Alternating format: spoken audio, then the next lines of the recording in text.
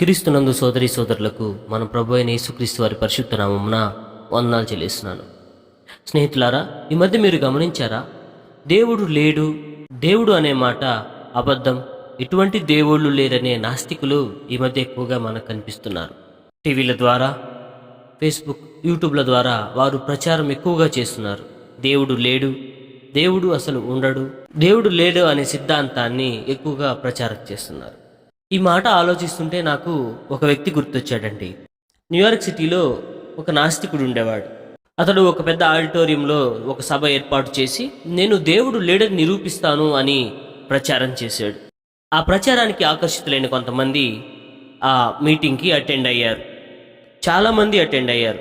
అప్పుడు అతను ఆ సభలో మాట్లాడుతూ, మీ బైబిల్ గ్రంథంలో ఈ విధంగా ఉంది కదా, యెహోషువ గ్రంథం 24:19 వచనాల్లో యెహోవా పరిశుద్ధుడని, రోషము గల దేవుడని, అపరాధాలను పరిహరింపబడని బైబిల్లో రాయబడి ఉంది కదా.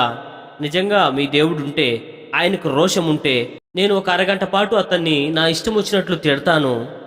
నేను ఆ తిట్టడం చాలించిన తరువాత మరో అరగంటలో అతను నన్ను చంపేయాలి. ఒకవేళ నేను నిజంగా చనిపోతే మీ దేవుడు నిజంగా ఉన్నాడని మీరు తెలుసుకుంటారు, లేకపోతే దేవుడు లేడని నేను నిరూపించిన వాడనవుతానని అతను వచ్చిన సభకు వచ్చిన వారితోటి మాట్లాడాడు.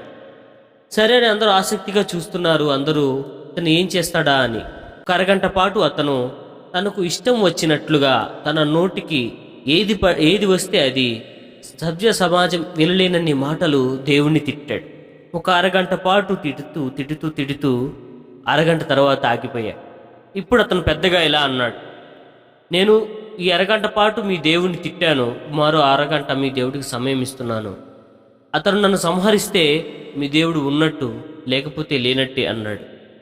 సభకు వచ్చిన వారంతా చూస్తున్నారు, గమనిస్తున్నారు ఏం జరుగుతుందో తర్వాతనే ఆసక్తిగా. అరగంట గడుస్తున్న కొద్దీ ఏమీ జరగలేదు. అరగంట దాటిపోయింది, కానీ అతడికి ఏమీ కాలేదు. అతడు బ్రతికే ఉన్నాడు.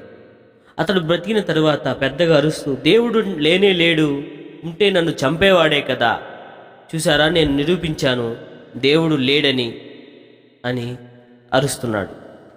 అతడు అరుస్తుండగా ఒక భక్తురాలు ఆ వేదిక మీదకు రావడానికి అనుమతి పొంది ముందుకు నడిచి నీవు నిరూపించింది దేవుడు లేడని కాదు, ఆయన భయంకరంగా తిట్టేవారిని కూడా క్షమింపగల ప్రేమమయుడని నీవు నిరూపించావు అంది. అవును, మన దేవుడు మననే కాదు, మన శత్రువులను, తనను దూషించే వారిని సైతం క్షమిస్తాడు. క్షమించగల ప్రేమమయుడు మన దేవుడు.